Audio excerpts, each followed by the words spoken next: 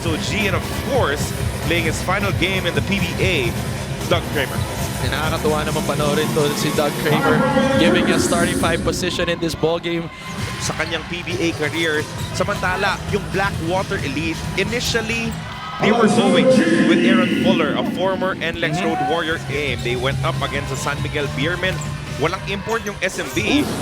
And Alonzo G scores another basket. Within the conference, You lost Mike Di Gregorio, Ray Maliksi, Ray Parks. A great career for Doug Kramer. No, graduate of the Ateneo Blue Eagles, won a championship in college.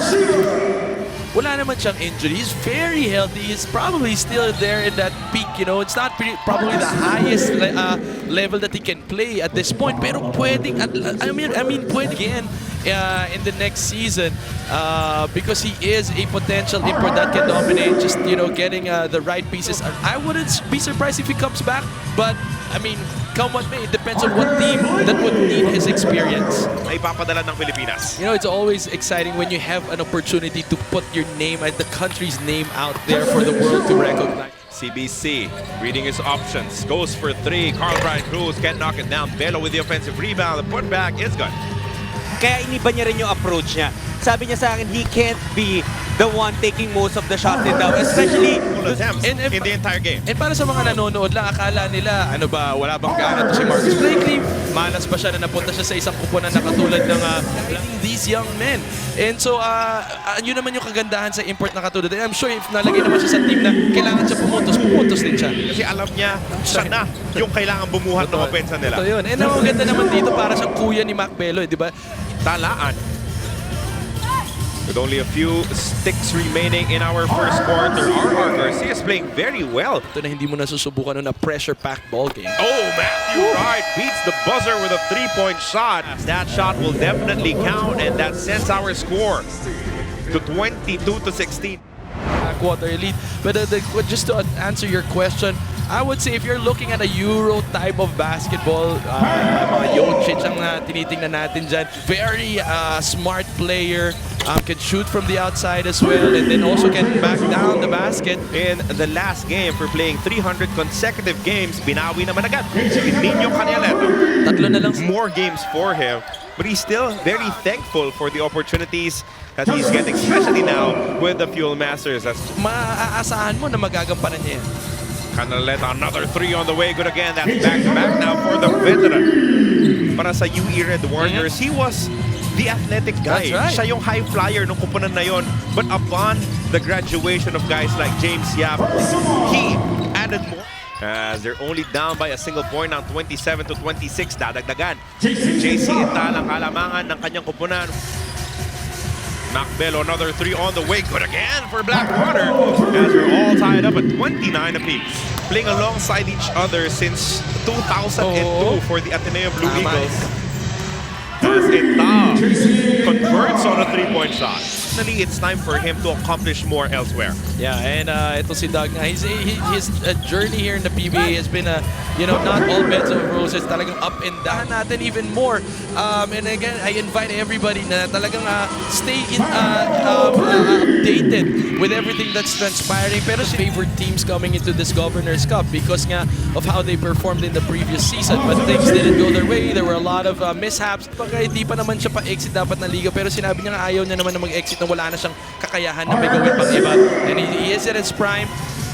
1 minuto, 40 segundo na lalabi sa ating ikalawang yugto. Good drive there mula kay Mike Tolomia. That was a good read. Nakita niya na kinargahan siya ni R.R. Garcia expecting the screen and he immediately crossed. Take full advantage of the opportunities na makukuha niya playing for Blackwater. Talking about Alonzo G and what he brings to Phoenix, yun yung nakita natin na hindi natin nakita kay Eugene. Baseline, double team comes for him. Kick out pass, 3-point shot for Salem. It's good. Marcus Blakely with 7 to work with in their shot block. Fumbles the ball, recovers. Blakely scores off the glass. You know, it was a low-scoring first quarter, but then you see both teams taking charge. Oh, good shot coming from Michael Lomia. Ng ating pong talaan, 46 for the Blackwater Elite, 45 for the Phoenix Falls Field Masters. head coaches. And for Coach Aris Di Maunan, yung gusto niya talagang tutukan is malimit yung offensive rebounding ng Phoenix. As it what happened. Phoenix Fuel Masters pagdating sa rebounding, they've got what in the first half 30 rebounds and 21 rebounds na para sa Blackwater Elite. Dito magkakabanggaan na naman sila. Oh, Perkins just too strong. Yeah. Pero kay Matt Salem, one simple buck, ilang shot clock. Marcus Blakely with the left hand. What a shot. beautiful move there by Marcus. He was a champion. 2011 Governors Cup. Diyan niya napanalunan as Marcus Blakely comes up with a reverse. Parang hindi siya masaya. Alam naman natin na hindi. Oh! That's how you take it back after the end one play. Nakumpiyansa siya na nakita niya si Mark Boa. Pero biglang may help para from the weak side. And one play coming up for Matthew Wright. Itong si Tolomia, counter-attack for the Blackwater lead. Macbello, the layup is good with a foul mula kay Jorey Napoles. Takbo na naman ang mga nakaputi. Mike Tolomia to CBC. Great recovery defensively, but they allow a Macbello jumper and he nails it. Jorey Napoles, good setup. G with another slam. That was a good read by Jorey Napoles. No? And hindi niya sinasayang ha. Every time pinapasok siya ni Coach Luyelas, kahit pa paano sinisigurado niya. Kahit man hindi gumagawa. Mula kay Mike Tolomia. As he extends their advantage up to 4. Jumper is good for Napoles. Marcus Blakely spins. Left-handed shot is good again. Such a patient player. You know, hindi nararatel kahit. Don Trollano, the long triple.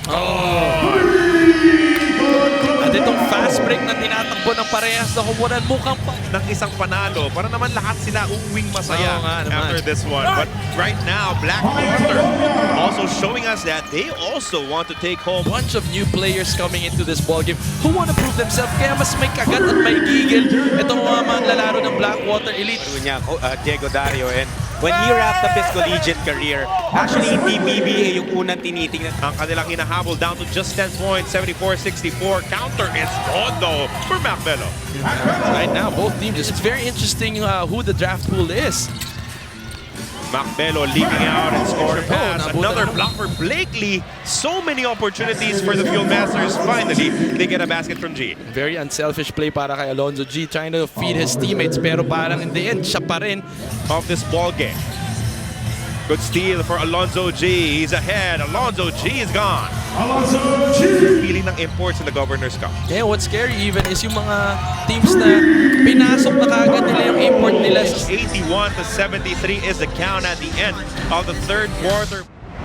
Of the level of scouting that we have in this league. Siyempre, malalaman. Kanina pa nila nilalaro at di naman nangangailangan palitan because wala pang problema until that. Macbello though with a takeaway, and Macbello scores the easy left leg. Macbello, as we said, he is the franchise cornerstone for the Blackwater Elite as Alex Malyari. Some big guys, and then you're gonna lose Doug Kramer entering the All-Filipino Cup, so you're gonna, you won't have that inside presence in terms of defense. So that's something that they have to consider. Pero hindi ka naman pwedeng kumuha ng malaki lang na mabagal. Kailangan nakakasa. Forward pass now to Marcus Blakely. Goes strong to the hoop, gets the banker against Chua. Gandaan dito kay Marcus Blakely. On the other end, speeding up. Pero pag binitawan niya, pero nasa harap lang naman niya si Justin Chua. Kaya niya daanin sa taas ng talon. He sticks through to who he is and his potential here in the PBA, and kaya naman yung rebounding niya, yun talaga yung nakikita natin. Thank you for sticking with us. This is your first offering of your PBA Friday. Good find mula kay Roy Suma. Trollano scores down low. Performing well. Marcus Blakely kontra kay Malyari. Hook shot is good. Scoring against his former teammate. That's why nagkakitian sila doon. Of having a shorter guy and Alex Malyari, alam niya. Oh my goodness! Yung mga ganyan, pang sports center yan mula kay Alonzo G as he hurts the rim. He lays Blakely his pass. Picked up by Sumang. Macbello goes somehow to Marcus Blakely for the basket. I don't know. Sumang goes to Marcus Blakely with a lip. That's 2 consecutive great passes by Sumang. Goes to Macbello. Great penetration there. Awesome setup job mula kay Roy. with the departure of a lot of players from Blackwater, elite itong si Mac Bello, he's getting more touches. You know, he used to play just a supporting role. Alonzo G with a nice find. Malyari off the glass and in. Yun ang Cobra, vitamin C, lakas at proteksyon. Cobra, the #1 energy drink. That basketball count. Of course, they won that championship together. As Alonzo G attacks and scores his own N1 opportunity. Seeing talents that formerly played in the NBA as Mac Bello scores here off a foul against JC Intal. Matthew Wright goes to JC Intal. Binalik kay Matthew. Bankers go. And extra pass. Ibang level ng commitment ang nire-require niyan. Hindi ka pwede mapuyat. Yung mga social gatherings na yan, sinasakripisyo mo yan. Doug's gonna have a lot of making up to do. And they're gonna stop. Matthew Wright leaks out. Matthew Wright for 3. This is far from over. It's just a one-point ball game with 16 seconds remaining, and all of a sudden, it becomes exciting. There's the screen. Matthew Wright for the tie. Good! We told you to watch out for it, and it is exactly the play that we saw. Nino pupunta ang elite. They go to Carl Brian Cruz, CBC for the win. That won't work, and we are heading into overtime. Blakely, Cruz, Sumang, Atroliano, Canaleta nails a 3-point shot to open. Matthew Wright, aatake si Alonzo G, back to Wright, adjusting midair and scored on the glass. Will regain back that momentum that they lost. Malyari, straight line to the counter two. This team even. The first one is good for Blakely. They will map out an attack here while Matthew Wright is taking and making single-handedly, bringing his team back from the attacks inside. This shot, they will allow. Oh no! An N1 opportunity for Roy Suma! Wow! Throw to tie the game. It's good for Roy Suma. Matthew Wright from the baseline. Oh! What? Matthew Wright! What? One more last dance. CBC to tie. No good. Matthew Wright nails the game winner. Phoenix Pulse Fuel Masters coming away victorious 120 to 117.